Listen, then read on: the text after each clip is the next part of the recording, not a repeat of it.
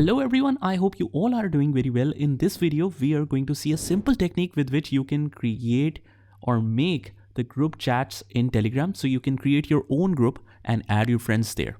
So I'm using Android phone right now, but iOS devices will also have quite similar method. Now from here, just click on the three lines right here and click on new group. Now, as you can see here, all of your members will show up, but right now I only have one member here. So you can choose any of your friend. Just click next and it will show you the default name as new group, Saad and my friend. So I'll write here Saad chat group, let's say, and that's it. You can make some of the settings like auto delete messages or whatever. And as you can see on the bottom, we have one member right here. So this is the member. Let's click this tick sign. And there we have it, guys. Now the group is created. Now on this group, we can have up to 200,000 members.